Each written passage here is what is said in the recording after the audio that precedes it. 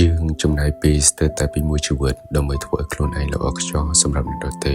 យើងសម្ដែងយើងលាក់បាំងរហូតដល់យើងភ្លេចមនុស្សដែលសំខាន់បំផុតនោះគឺខ្លួនឯងតែការស្រឡាញ់ខ្លួនឯងវាមិនមែនជារឿងហួសហេតុនោះទេវាគឺជាការសម្រេចចិត្តឈប់រត់គេចពីការធ្វើរឿងដ៏ត្រឹមត្រូវបំផុតវាជាពេលដែលអ្នកត្រូវដឹងថាអ្នកជាម្នាក់ដែលល្អអស្ចារ្យជាងគេបំផុតហើយអ្នកត្រូវដឹងថាហើយក៏ត្រូវជានិយាយថាទេចំពោះរឿងអ្វីមួយដែលបានធ្វើឲ្យអ្នកជឿចាប់ស្ដាយក្រោយនឹងមិនគួរធ្វើដល់ពេលដែលអ្នកត្រូវអភ័យទោសឲ្យខ្លួនឯងពីកំហុសដែលបានកើតឡើងពីអតីតកាលដែលអ្នកបានធ្វើអ្នកបានអត់ទោសឲ្យគេចុះហេតុអ្វីបានជាអ្នកមិនព្រមអត់ទោសឲ្យខ្លួនឯងដែរអ្នកគឺល្អឯងអស្ចារ្យហើយក៏សមរម្យបំផុតដែរក្តីស្រឡាញ់ពិតប្រាកដមិនមែនស្ថិតនៅលើអ្នកដទៃនិយាយឬការចេញពីមាត់ដទៃនោះទេវាចាប់ផ្ដើមពីអ្នកថ្ងៃនេះចូលងាកមកស្រឡាញ់ខ្លួនឯងវិញម្ដងអ្នកពិតជាស័ក្តិសមនឹងទទួលបានការស្រឡាញ់យ៉ាងកក់ក្ដៅ